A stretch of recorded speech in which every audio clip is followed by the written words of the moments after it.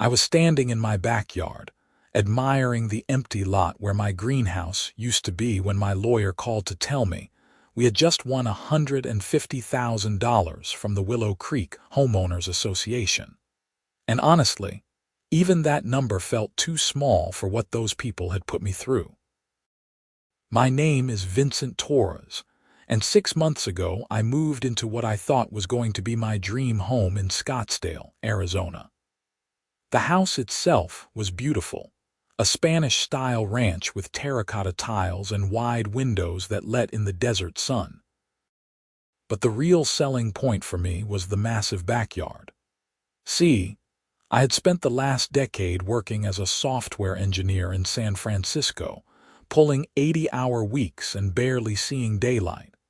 When my company went public and I cashed out my stock options, I decided I was done with that life.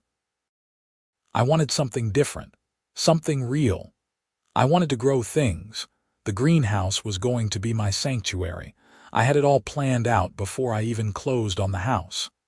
A custom-built structure, 20 feet by 30 feet, with temperature controls and automated irrigation.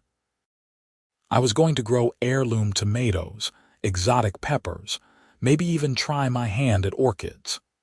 The previous owner had left the yard completely bare except for some desert landscaping near the house, so I had plenty of room to work with. First thing I did after moving in was check the county regulations. I drove down to the Maricopa County Planning and Development Office on a Tuesday morning and spent 2 hours talking to a clerk named Patricia who walked me through every single requirement. Height restrictions, setback distances from property lines, foundation requirements, electrical permits. I took notes on everything. Patricia even complimented me on being so thorough. Most people just start building and hope for the best, she said, stamping another form. Then they act surprised when we make them tear it down. I applied for the permit right there, paid the fees, and was told to expect approval within 4 to 6 weeks. While I waited, I researched contractors and picked out materials. I wanted to do this right. The permit came through 5 weeks later. I remember opening the envelope and seeing that official stamp, feeling this surge of satisfaction. Everything was legal and proper. I scheduled the contractor to start work the following Monday. That Sunday, I got my first taste of what was coming. I was out front watering the drought-resistant plants the previous owner had put in when a silver Lexus pulled up to my curb. Out stepped a woman in her mid-50s wearing white capri pants and a turquoise blouse that probably cost more than my monthly car payment. Her hair was that specific shade of blonde that requires monthly salon visits, styled in a bob that looked simultaneously casual and severe. She had on oversized sunglasses, even though it was almost sunset. "Hello there," she called out in a voice that managed to sound both friendly and condescending. "You must be the new neighbor. I'm Donna Patterson, president of the Willow Creek HOA. I turned off the hose and walked over, extending my hand. "Vincent Torres, nice to meet you." Her handshake was brief and limp. "I wanted to stop by and welcome you to the neighborhood. We have such a lovely community here and we work very hard to maintain our standards." "It seems like a great area," I said. "Everyone's been friendly so far."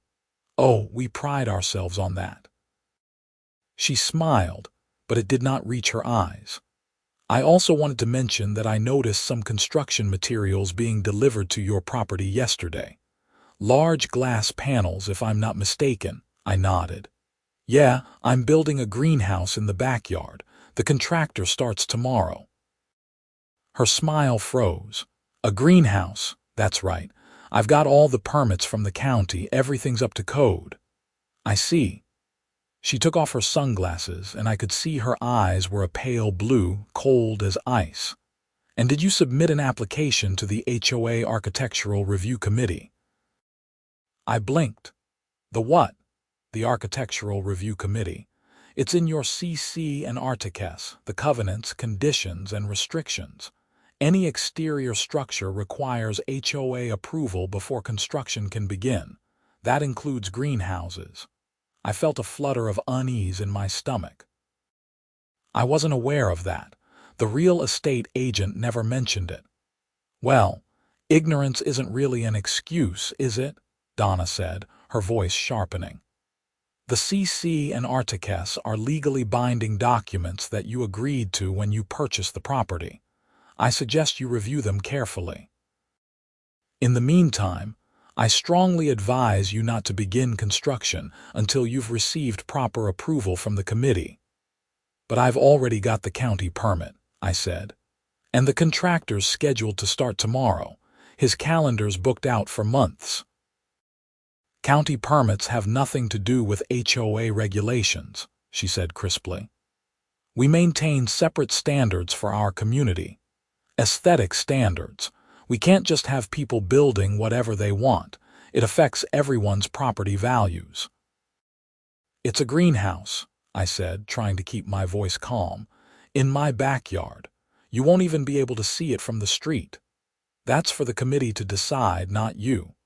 She pulled a business card from her purse and handed it to me. You can find the application on our website. The committee meets once a month. The next meeting is 3 weeks from Thursday. 3 weeks. I can't wait 3 weeks. The contractor should not begin work until you have proper approval, she interrupted. If you proceed without authorization, the HOA will be forced to take action. We have the legal right to impose fines, place liens on your property, and even require the removal of non-compliant structures. I'd hate for things to get unpleasant. She put her sunglasses back on and walked back to her Lexus without another word. I stood there in my driveway, holding her business card and feeling my dream afternoon turning sour. That night, I dug out the massive stack of papers from my house closing and found the CC and Articles buried about halfway through. It was 73 pages of dense legal language. I made coffee and started reading. Sure enough, there it was on page 47. Any exterior structure, modification, or alteration visible from any neighboring property or common area required written approval from the Architectural Review Committee. Failure to obtain approval could result in fines of up to $100 per day and mandatory removal of the offending structure at the owner's expense. I called my contractor first thing Monday morning and told him we had to postpone. He was not happy. He had ordered custom materials and blocked out 2 weeks on his schedule. We agreed he would hold the materials at his warehouse and try to slot me back in once I had HOA approval. He could not guarantee when that would be. Then I went to the HOA website and downloaded the application. It was 8 pages long and required detailed plans, photographs of the proposed location, a written statement explaining the purpose of the structure, and signatures from all adjacent neighbors indicating they had been notified of the project. The application fee was $250, non-refundable even if denied. I spent the next week putting together the most comprehensive application I could. I printed out the county permit and included it. I drew up detailed plans showing the greenhouse's exact dimensions and location. I took photographs of my backyard from every angle. I wrote a 3-page statement explaining how the greenhouse would be used for personal gardening and would actually enhance the property's value. I even went door to door to my neighbors' houses and got their signatures. Most of them were nice about it. The retired couple to my left, the Hendersons, thought it sounded lovely and asked if I would share some tomatoes once they were growing. The young family to my right, the Nuyens, signed without hesitation. The only difficult one was the house directly behind mine, but nobody answered the door after 3 attempts, so I left a notice in their mailbox as the application allowed. I submitted everything 2 days before the deadline, paid my fee, and waited. The committee meeting was held in the community center, a bland beige building near the neighborhood entrance. I arrived 15 minutes early and found about a dozen other residents already there, sitting in folding chairs facing a table where the committee members would sit. I recognized a few faces from around the neighborhood, but did not know anyone by name yet. Donna Patterson swept in exactly at 7 o'clock, followed by 4 other committee members. 2 women and 2 men, all in their 50s or 60s, all with that same aura of self-importance. They took their seats behind the table, and Donna called the meeting to order with a sharp rap of her knuckles on the wood. "We have 6 applications to review tonight," she announced. "Let's try to be efficient." The first application was from a couple who wanted to replace their front door with a different style. The committee spent 20 minutes debating whether the color was appropriate. They ultimately approved it on the condition that the homeowners provide a sample of the stain for verification. The second application was for a patio cover. Denied because the proposed color did not match the approved palette. The third application was for a mailbox replacement. Approved. The fourth application was mine. Application number 24-047, Donna Reed. Vincent Torres, Lot 117. Proposed greenhouse structure in rear yard. I stood up. "That's me." "Yes, Mr. Torres, we've reviewed your application." She looked at the other committee members. "Initial thoughts." A thin man with wire-rimmed glasses spoke up. "I'm concerned about the size. 20 by 30 feet is quite large. That's 600 square feet. "It's within the county's setback requirements," I said. "I have the permit right here." "County regulations are irrelevant to this committee," Donna said coldly. "We're concerned with community standards, not county minimums." A woman with short gray hair chimed in. "I'm also concerned about the aesthetic impact. Glass structures can create glare that affects neighboring properties." "It's in my backyard," I protested. "The back fence is 6 feet tall." "Nobody's going to see glare." "We don't know that for certain," she said. "And what about at night? Will there be lighting inside this structure?" "Well, yes. I'll need some lights for the plants, but lights visible from neighboring properties are specifically regulated in Section 12.4 of the CC and Artiques," the thin man said, flipping through a binder. "All exterior lighting must be subdued and directed downward." "The lights will be inside the greenhouse," I said, struggling to keep my frustration in check. "They're grow lights. They're not going to be beaming into anyone's windows." Donna held up a hand. "Mr. Torres, I appreciate your passion for this project, but the committee has significant concerns. The size is excessive. The potential for light pollution is troubling, and frankly, a greenhouse is not consistent with the character of our community. We've worked very hard to maintain a certain aesthetic in Willow Creek, and agricultural structures simply don't fit that vision." Agricultural structures? I could not believe what I was hearing. "It's a hobby greenhouse. I'm growing tomatoes, not running a farm." "The distinction is subjective," she said. "After consideration, the committee votes to deny this application. All in favor?" The other 4 committee members raised their hands in unison. Motion carries.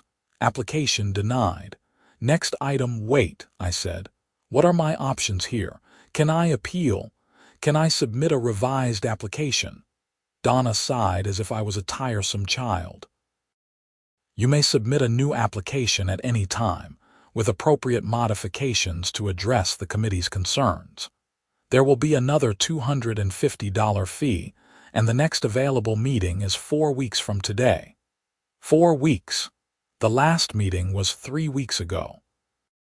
"You only meet once a month. The committee members volunteer their time, Mr. Torres. We meet when our schedules allow. If you have a problem with that, you're welcome to volunteer yourself." She shuffled her papers. "Now, if there's nothing else, we need to move on." I left the meeting feeling like I had just been mugged. $250 gone, weeks of work wasted, and I was no closer to building my greenhouse. Over the next 2 weeks, I tried to figure out what modifications would satisfy the committee. I called Donna's number 3 times and left messages. She never called back. I emailed the HOA general mailbox asking for specific guidance. I got an automated response and nothing else. Finally, I decided to just reduce the size. I redesigned the greenhouse to be 15 by 20 feet, losing a third of the space, but hopefully addressing their concerns about it being excessive. I updated all my plans, paid another $250, and submitted a new application. The next committee meeting was more of the same. This time they said the location was too close to the property line, even though I had followed the county setback requirements exactly. They wanted it moved another 5 feet forward. I pointed out that would put it in the middle of my yard and block the view from my patio. Donna said that was not the committee's concern. Denied again. I submitted a third application with the greenhouse relocated, another $250. By now, it was late January, and I had been trying to get this approved for 3 months. The contractor had told me he could not hold my spot any longer and had taken on other projects. The third meeting was when things got truly absurd. They approved the size and location, but said the glass panels I had chosen were too reflective and needed to be replaced with a matte finish. Never mind that matte glass would reduce the light transmission by 20% and defeat the entire purpose of a greenhouse. Never mind that switching materials would cost me an additional $8,000 and require a new county permit. Denied. At this point, I was done playing games. I had spent over a year and thousands of dollars trying to work within their system, and they kept moving the goalposts. I consulted with a real estate attorney named Michael Frazier, who specialized in HOA disputes. He reviewed my situation and gave me some interesting news. "Here's the thing," Michael said, leaning back in his office chair. "Arizona law gives HOAs a lot of power, but it's not unlimited. They have to act reasonably and in good faith.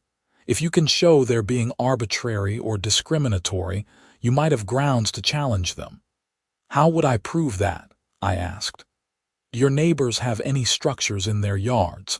Sheds, patios, pergolas, anything like that?" I thought about it. Yeah, actually. The house 3 doors down has a huge metal shed, and there's a place on the next street with a massive covered patio must be bigger than my proposed greenhouse. Were those approved by the HOA? I have no idea. Find out, Michael said. If they were approved and yours is being denied for the same or lesser features, that's evidence of arbitrary enforcement. Also, look into Donna Patterson herself. HOA board members sometimes have conflicts of interest they don't disclose. I spent the next week doing reconnaissance. I walked around the neighborhood with my phone, taking photos of every shed, patio cover, pergola, and outbuilding I could find. There were dozens of them. Some were clearly older, but several looked recent. I started knocking on doors and asking questions. The metal shed 3 doors down had been approved by the HOA 2 years ago. The owner showed me his approval letter. The shed was 8 by 12 feet, smaller than my greenhouse, but the approval letter had none of the restrictions or concerns that were being applied to my application. The massive covered patio belonged to a couple named the Brewsters. They had built it just 14 months ago. It was over 700 square feet, bigger than my original greenhouse design. They had gotten HOA approval in a single meeting with no modifications required. When I asked how they managed that, Mrs. Brewster gave me a knowing look. "Donna's husband used to work with my husband," she said. "They're golf buddies. I think that helped." That was interesting. I kept digging. I discovered that one of the other committee members, the thin man with wire-rimmed glasses, had built a workshop in his backyard 6 months ago. It was clearly visible from the street through his side yard. No evidence of any approval application in the HOA meeting minutes, which were posted online. The more I looked, the more evidence I found of selective enforcement. Donna and her committee approved projects from their friends quickly and easily while slow walking or denying applications from everyone else. I brought all of this to Michael. He reviewed everything and nodded slowly. "This is good. This is actually really good. You've got a pattern of discriminatory enforcement. I think we can file a lawsuit." "Is that really necessary?" I asked. "Can't I just build the damn thing? I have a county permit." "You could," Michael said carefully. "But the HOA could fine you, put a lien on your house, and potentially force you to tear it down. Is that a risk you want to take?" I thought about it. The truth was, I was exhausted from fighting. I had moved to Scottsdale for peace and simplicity, not to spend my life in legal battles. But I also was not about to let Donna Patterson and her petty fiefdom push me around forever. "How long would a lawsuit take?" I asked. "Could be a year or more. And it will cost money, probably $20,000 to $30,000 in legal fees, maybe more if it goes to trial." I did the math in my head. I had the money, but it would be a significant chunk of my savings. On the other hand, I had already wasted months and over $1,000 in application fees, not to mention the holding costs for the contractor's materials. "Let me think about it," I said. I thought about it for 3 days. Then something happened that made my decision for me. I came home from grocery shopping on a Saturday afternoon and found a violation notice taped to my front door. According to the notice, my lawn had exceeded the maximum allowable height of 3 inches, and I was being fined $50 per day until the violation was corrected. I walked around to look at my lawn. The grass was maybe 3.5 inches tall. I had mowed it 6 days ago. In the Arizona heat, it barely grew at all. I looked at the houses around me.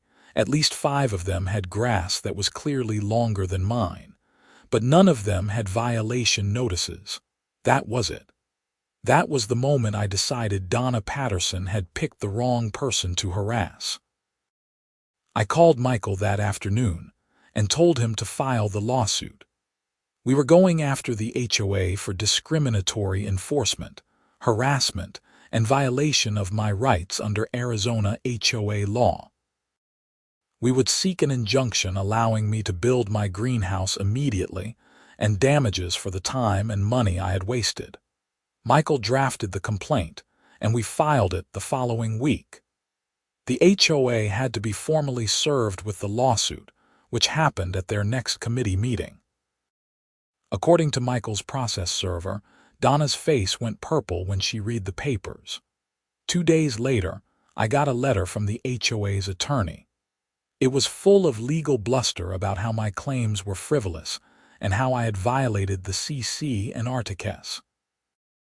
It demanded I dismiss the lawsuit or face counterclaims. Michael was not impressed. Standard intimidation tactics. Ignore it. The lawsuit moved forward.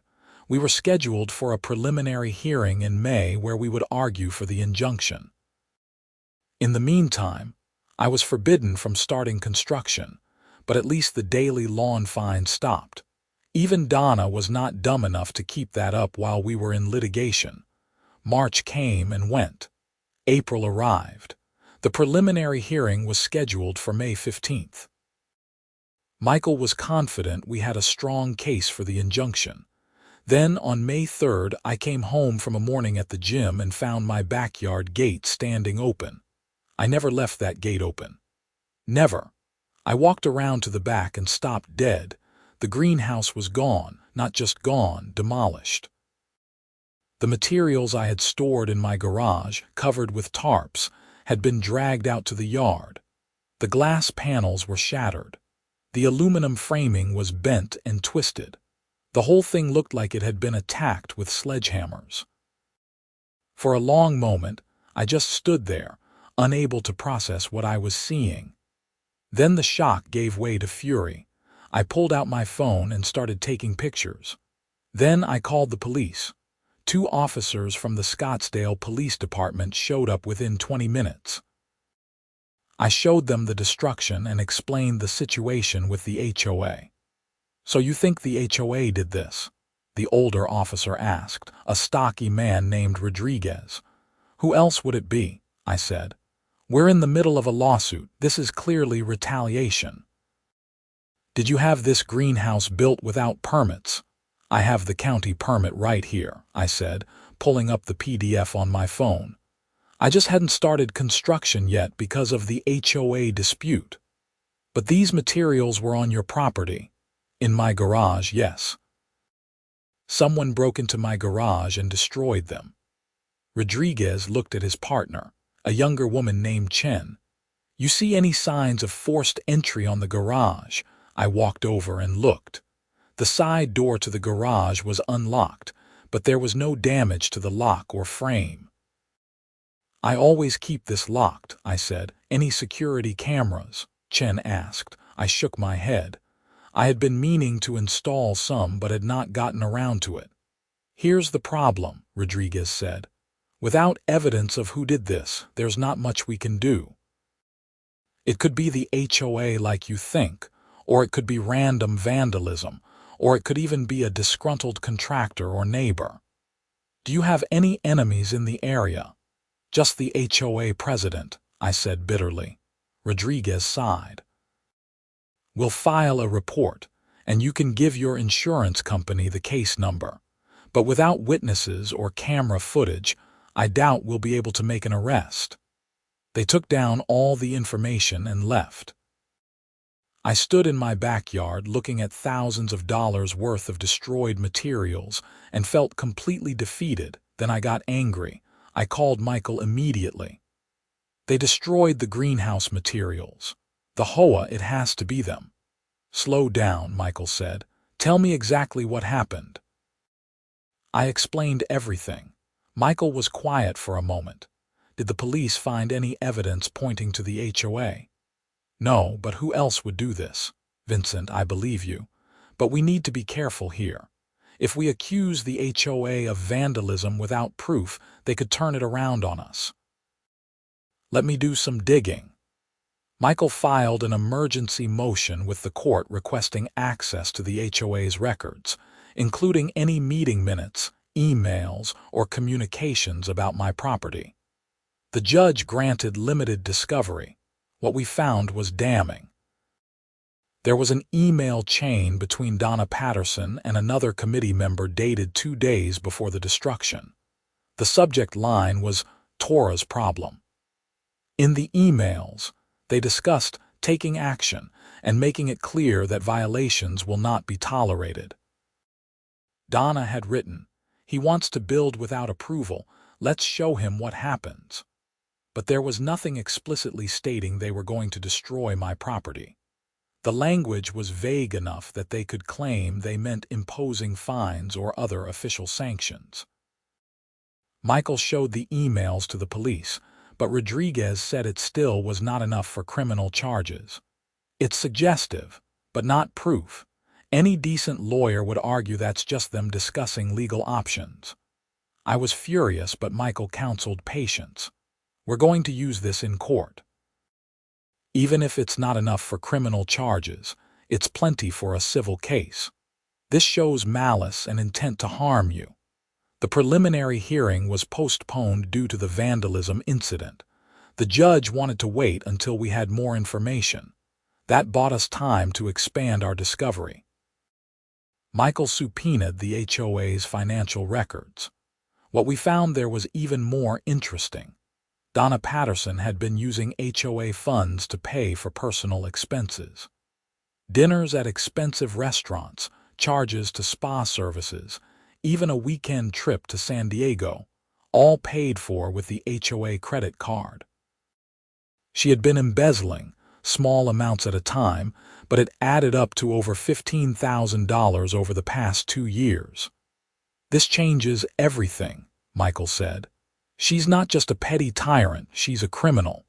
We need to report this to the Arizona Attorney General's office." But before we could do that, something even stranger happened. I got a phone call from an unknown number. I almost did not answer, but something made me pick up. "Mr. Torres," a woman's voice, nervous and hushed.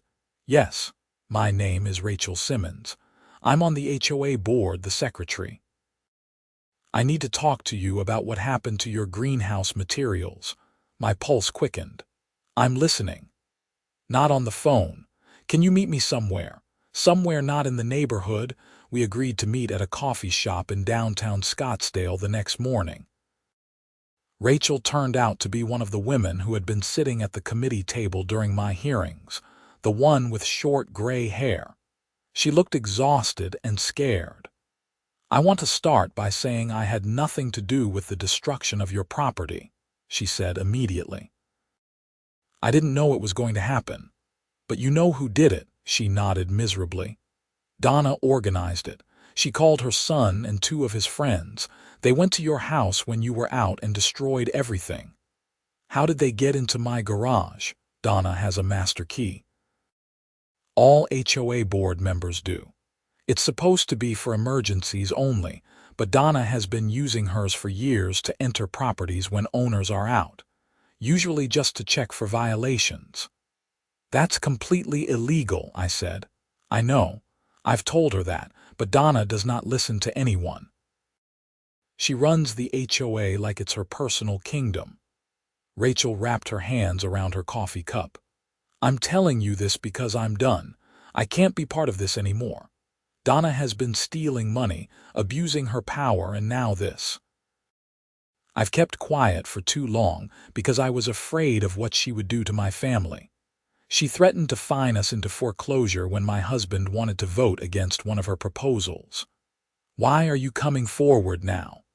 Because destroying your property crossed a line. That's not just abuse of power, that's criminal, and I have proof." She pulled a thumb drive from her purse and slid it across the table. "Security camera footage from my house. My camera faces the street, and it caught Donna's son's truck pulling into your driveway. It also caught them leaving with the empty truck bed. Time-stamp matches when the destruction must have happened." I stared at the thumb drive. This was it. This was the evidence I needed. "Thank you," I said. "This must have been a hard decision." "I should have made it months ago," Rachel said. "I knew Donna was doing wrong, and I let her because it was easier than standing up to her. I'm ashamed of that. I just hope this helps make things right." I immediately took the thumb drive to Michael, who reviewed the footage and confirmed it was exactly what Rachel had described. We took it straight to the Scottsdale Police Department. This time, Rodriguez was very interested. With video evidence and Rachel's testimony, they had enough for arrest warrants. Donna Patterson was arrested at her home 3 days later and charged with criminal trespassing, criminal damage, and theft. Her son and his 2 friends were also arrested as accomplices. The charges carried potential prison time. The HOA scrambled to distance themselves from Donna. An emergency board meeting was called, and she was removed as president. Rachel was appointed interim president. The HOA's attorney sent a letter to Michael offering to settle the lawsuit.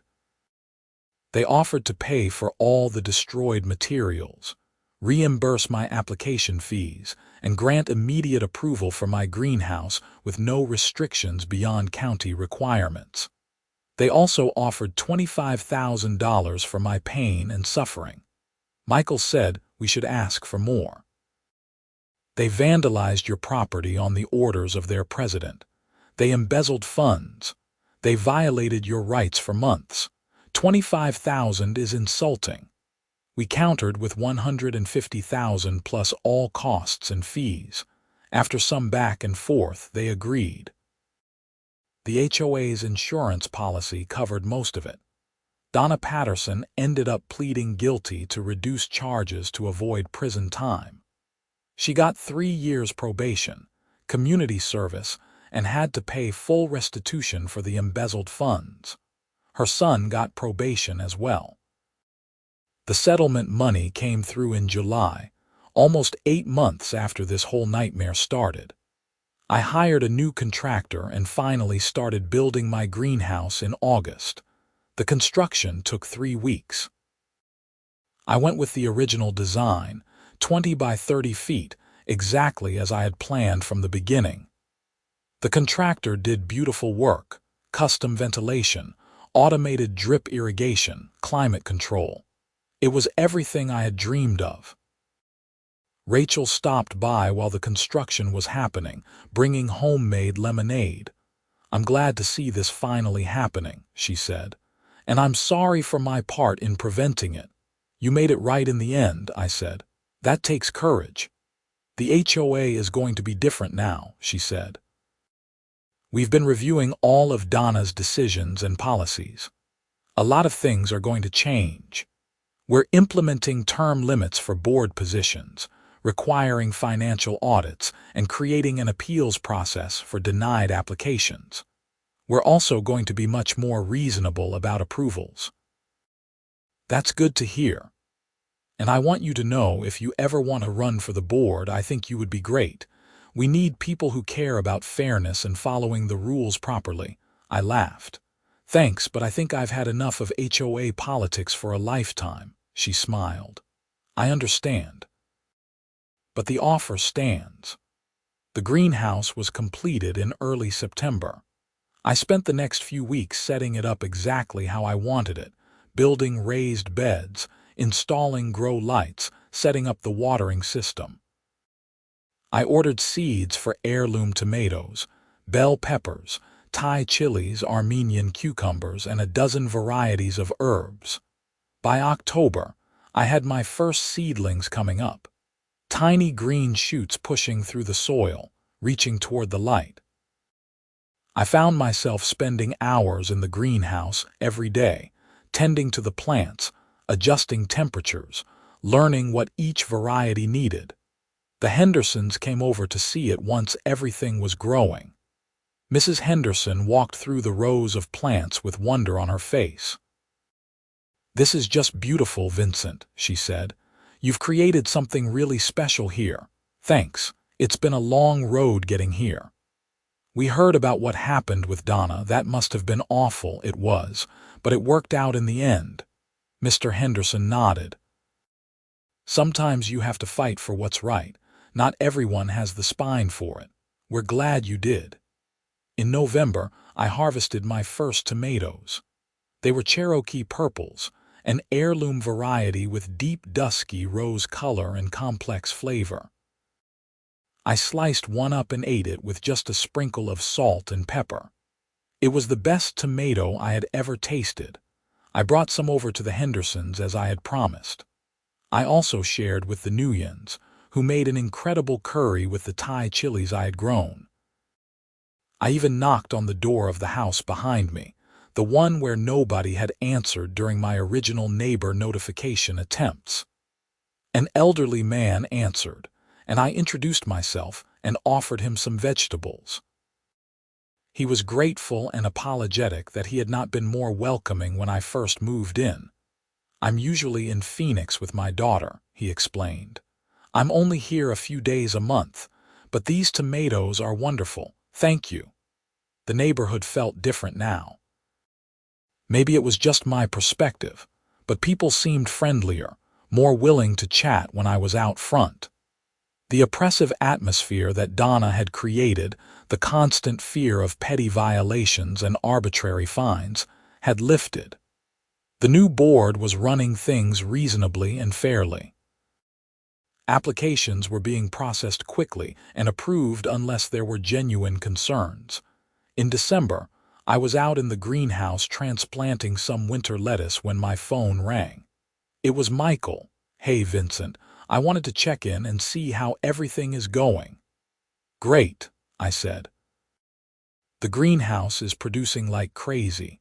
I'm actually going to have more vegetables than I know what to do with. That's wonderful. I'm really glad this worked out for you, and I wanted to let you know the final settlement check cleared. You should see it in your account by tomorrow. Thanks for everything, Michael. I couldn't have done this without you. You did the hard part. You stood up for yourself and didn't back down. A lot of people would have just given up. After we hung up, I sat in the greenhouse for a while, listening to the hum of the ventilation system and the occasional drip from the irrigation. The afternoon sun slanted through the glass panels, warm and golden. I thought about the past year, all the frustration and anger and stress. The meetings where I had been dismissed and disrespected. The violation notices and denied applications. The shock of finding my materials destroyed. The fear that I would lose everything to a petty tyrant with a power complex. But I also thought about the good things. Meeting Rachel and seeing her courage to do the right thing. The support of neighbors like the Hendersons and the Nguyens. The satisfaction of finally building something with my own hands, or at least directing the building of it. The simple joy of growing food and sharing it with others. The money from the settlement was nice, but it was not really what mattered. What mattered was that I had refused to be bullied. I had stood up for my rights and fought back against abuse of power, and in doing so, I had helped change an entire community for the better. I walked through the rows of plants, checking leaves for signs of pests, adjusting stakes where tomato vines were getting heavy with fruit. In one corner, I had a small area set aside for flowers. Nothing fancy, just some marigolds and nasturtiums that helped with pest control and added color. The marigolds were blooming bright orange and yellow, cheerful against the green backdrop of vegetables. My phone buzzed with a text from my sister in California. She was asking how I was doing and when she could visit. I told her to come in January, when I would have a whole new crop of tomatoes ready, and the Arizona winter weather would be perfect. As I typed out my response, I realized I was genuinely happy. Not just content, but actually happy in a way I had not been in years. The corporate world I had left behind felt like a distant memory. The stress and anxiety of the HOA battle was fading. What remained was this, a greenhouse full of growing things, good neighbors, and the satisfaction of having fought for something that mattered. That evening, I made dinner using vegetables from the greenhouse. A salad with 3 types of lettuce, sliced cucumbers, and cherry tomatoes. A stir-fry with Thai chilies, bell peppers, and fresh basil. Everything tasted vibrant and alive in a way that grocery store produce never did. I ate out on my patio, watching the sun set over the desert. The sky turned orange and pink and purple, colors that reminded me of the marigolds in my greenhouse. In the distance, I could hear kids playing in someone's backyard and the occasional car driving past on the street out front. This was what I had moved to Scottsdale for. Not the HOA drama, not the legal battles, but this. Peace, simplicity, connection to the earth and to community. It had taken longer and been harder than I expected, but I had finally arrived. The next morning, I was out in the greenhouse early, as had become my habit. I liked being there when the sun first came up, watching the light strengthen and the plants seem to wake up and stretch toward it. I was pruning tomato suckers when I heard a knock on the back gate. It was Rachel, carrying a cardboard box. "Morning, Vincent. Sorry to bother you so early." "No bother. What's in the box?" "Documents from Donna's tenure as HOA president. We've been going through everything, cleaning house." "I thought you might want to see some of this, given what you went through." I took the box and we sat down on my patio. Inside were stacks of files, violation notices, email printouts, financial records. Rachel had flagged certain sections with sticky notes. "Look at this," she said, pointing to a spreadsheet. This is a list of all the violation notices Donna issued in the past 3 years. See how they are distributed. I scanned the list. Certain addresses appeared over and over again. Others, including several on the same street as Donna's house, had 0 violations. She was targeting people, I said. Exactly. If she liked you, you could do whatever you wanted. If she didn't like you, she would find something to fine you for. It was completely arbitrary. How did she get away with it for so long? Rachel sighed. Because most people didn't fight back.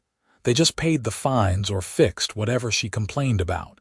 It was easier than going to war with her. And the few who did push back, she made their lives hell until they gave up or moved away. That's insane. It is. But it's also pretty common with HOAs. Give someone a little bit of power and no real oversight, and this is what happens. That's why we're making changes. Real changes, not just lip service. She showed me some of the other documents. Applications that had been denied for absurd reasons. Financial expenditures that had no legitimate HOA purpose. Communications between Donna and other board members that made it clear they saw homeowners as subjects to be controlled rather than neighbors to be served. I want to make this right, Rachel said. Not just for you, but for everyone Donna mistreated. We're reviewing every denied application from the past 3 years. If someone was treated unfairly, we're going to reach out and give them a chance to resubmit at no cost. That's really good of you. It's what should have been done from the start. She stood up. Anyway, I won't take up more of your morning. I just wanted you to know that your fight did more than just get you your greenhouse.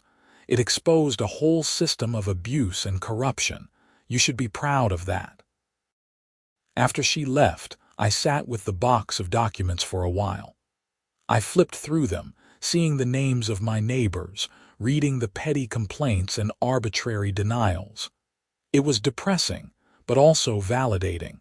I had not been paranoid or oversensitive. Donna really had been as bad as I thought, worse even. I thought about all the people who had given up, paid their fines, abandoned their projects, or even sold their homes to escape. How different might things have been if someone had stood up to her sooner?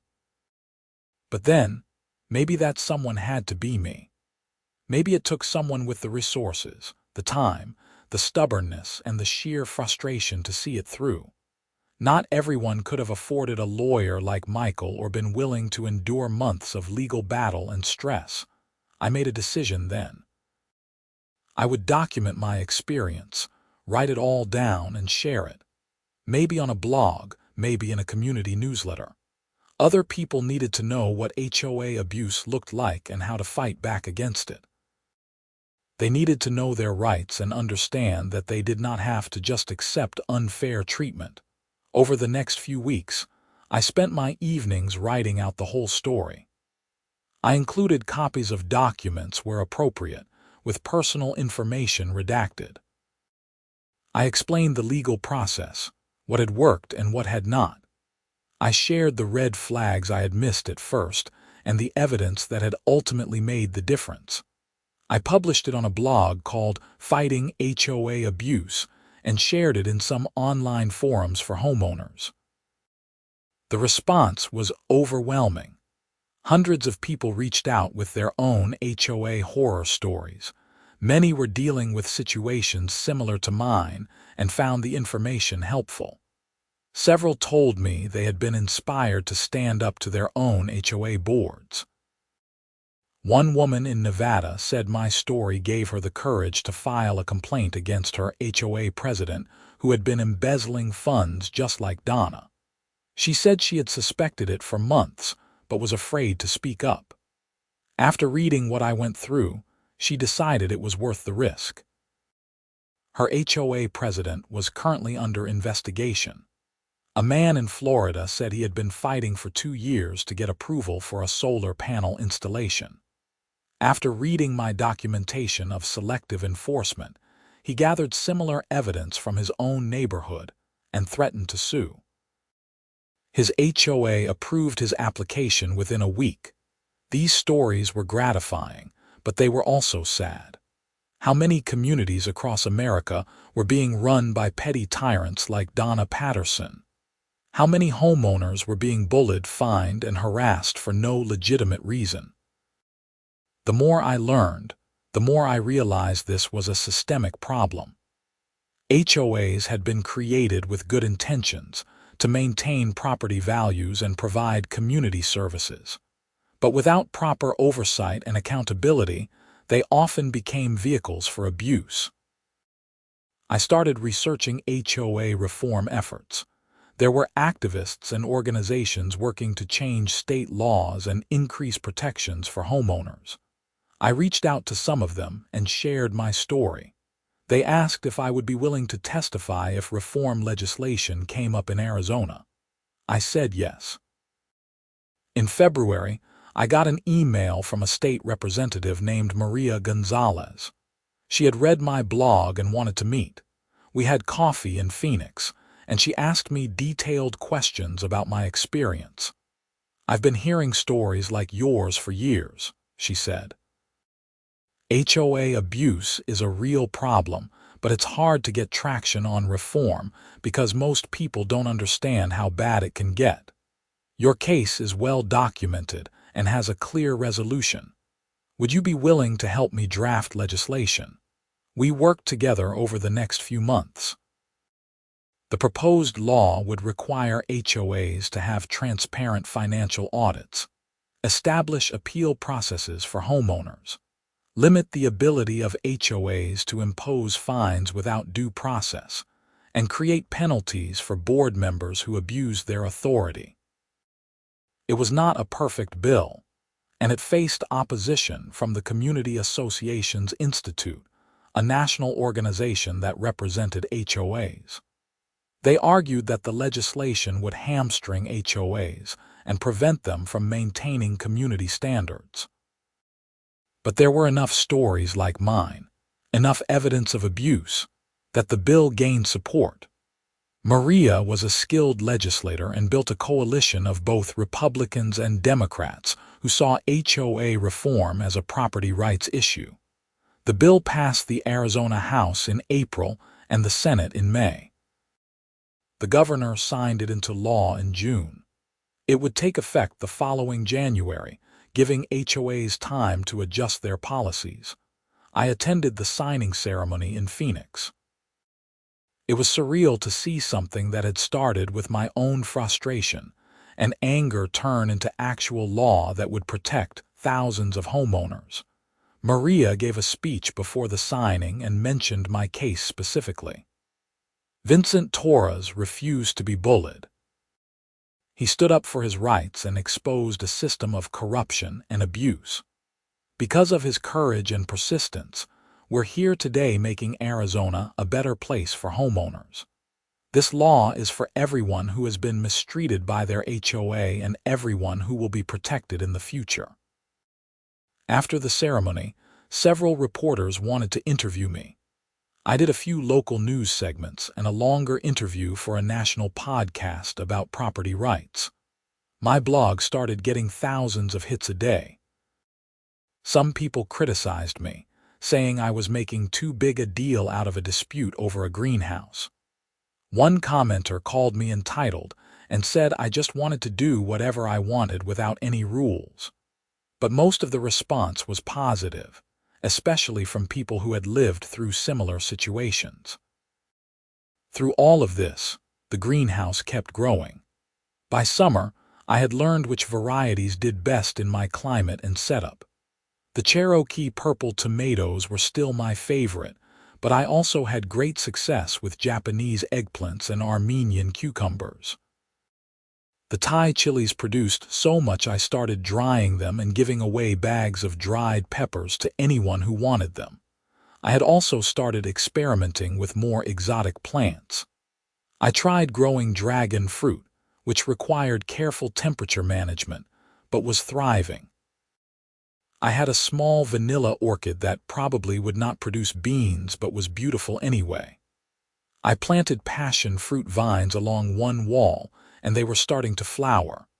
The greenhouse had become my sanctuary, just as I had originally intended.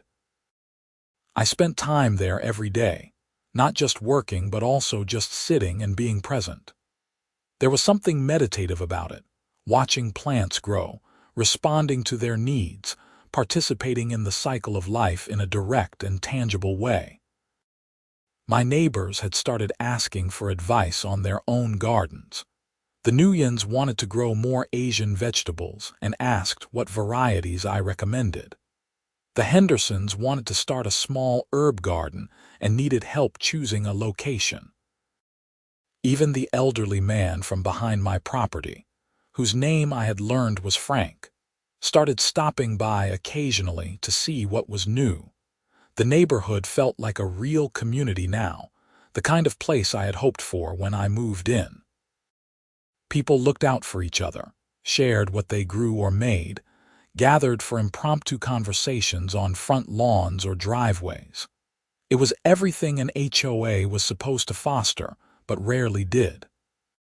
One evening in late August, almost exactly a year after the greenhouse was completed, Rachel knocked on my door.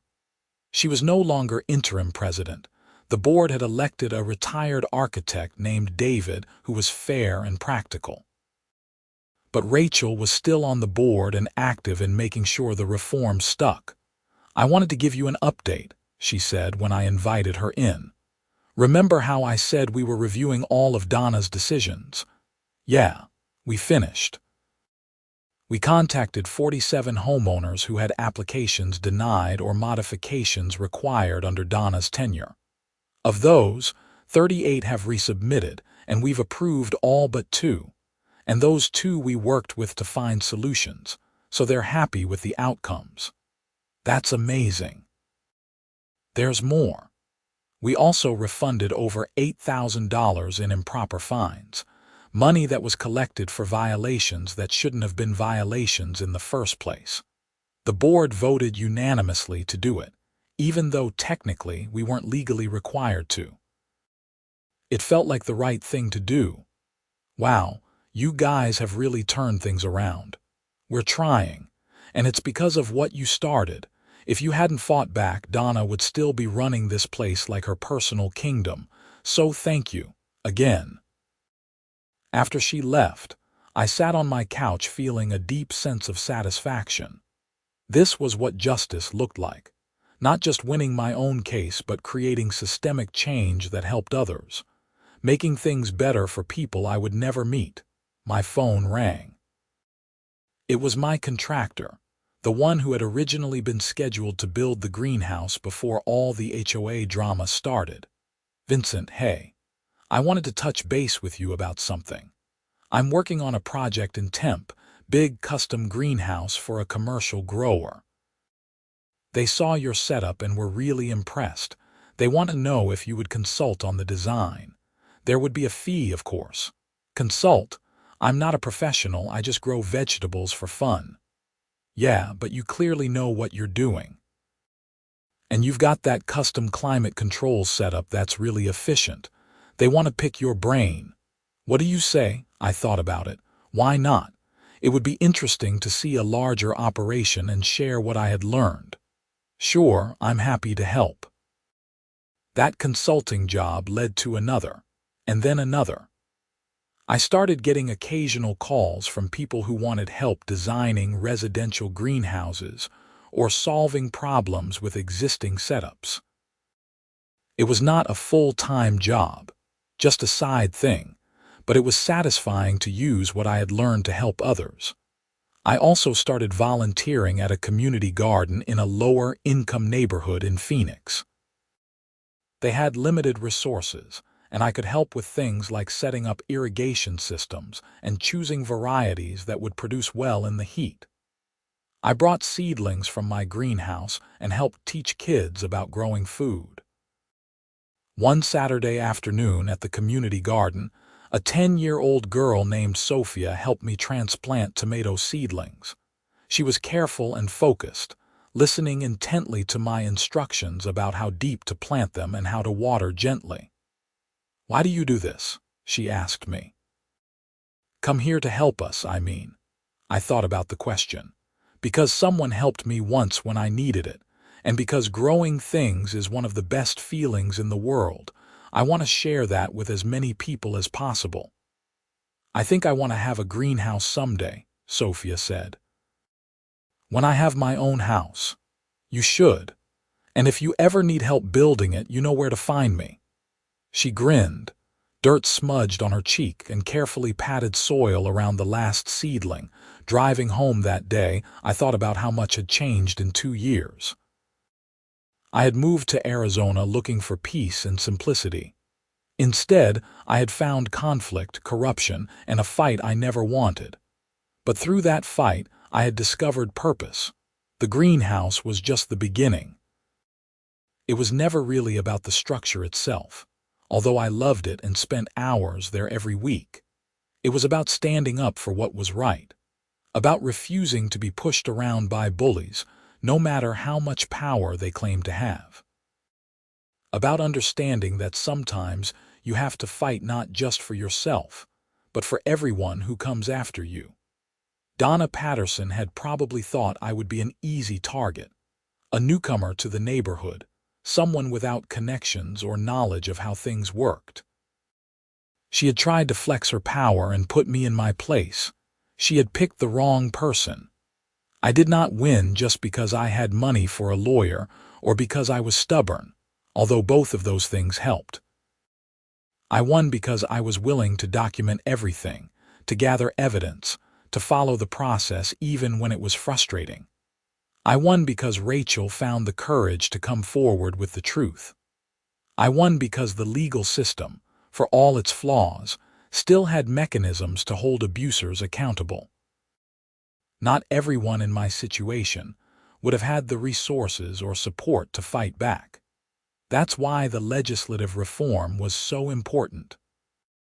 The new law would make it easier for homeowners to challenge unfair HOA actions, harder for board members to abuse their power, and more likely that corruption would be caught early. Was it enough? Probably not. HOAs would still be imperfect because they were run by humans, and humans were imperfect, but it was better than before. Progress was incremental, and I had been part of moving the needle forward. As fall turned to winter, I harvested the last of the summer vegetables and planted cool season crops. Lettuce, kale, spinach, broccoli, cauliflower. The greenhouse was perfect for extending the growing season, and I would have fresh vegetables all winter long. I hosted a small dinner party for my neighbors in December, a thank you for their support over the past 2 years. The Hendersons came, along with the Nuyens, Frank, and a few other neighbors I had gotten to know. I cooked everything from greenhouse vegetables, a feast that covered my dining table. We ate and talked and laughed, sharing stories about the neighborhood and plans for the new year. Nobody mentioned Donna or the HOA drama. That chapter was closed. Near the end of the evening, Mr. Henderson raised his glass. I want to propose a toast to Vincent, who built more than just a greenhouse. He built a better community. Thank you for not giving up. Everyone raised their glasses, and I felt a lump in my throat. These people had become more than neighbors, they were friends. This house had become more than just a place I lived, it was home. After everyone left and I was cleaning up, I walked out to the greenhouse one more time. The temperature had dropped into the 50s outside, but inside it was a comfortable 68 degrees. The plants were settling in for the night, their leaves dark green and healthy. I stood there in the soft glow of the grow lights, breathing in the earthy smell of soil and the faint spice of basil and the sweet scent of tomato vines. This was real. This was what mattered. Not the money from the settlement or the publicity from the law, or even the satisfaction of beating Donna Patterson. This was what mattered: dirt under my fingernails, fresh food on my table, friends around my dinner table, and a place I could call home. Everything else was just the price I had paid to get here. I turned off the lights and locked up the greenhouse, walking back across the dark yard toward my house. Through the windows, I could see the warm glow of the lamps I had left on inside. Above me, the Arizona sky was full of stars, more than I could ever see in San Francisco. I had come here looking for simplicity and peace. I had found conflict and struggle. But through that struggle, I had found something more valuable: purpose, community, and the knowledge that I could stand up for myself and others. That I could take on bullies and bureaucracy and corruption and win. The greenhouse stood dark behind me, a shadow against the night sky. Inside, seeds were germinating in soil, roots were reaching down, stems were reaching up. Life was happening, patient and persistent and inevitable. Tomorrow I would be back out there, tending and nurturing and growing. But tonight I was content to stand in my yard, looking at my home, feeling grateful for the journey that had brought me here. It had not been easy. It had cost time and money and stress. But looking back, I would not change a thing. Every struggle had been worth it. Every setback had taught me something. Every moment of doubt had been followed by moments of triumph. I had wanted to build a greenhouse, and I had succeeded. But along the way, I had built something much more important: a life that mattered in a place that felt like home, surrounded by people who cared. That was worth fighting for. That was worth everything.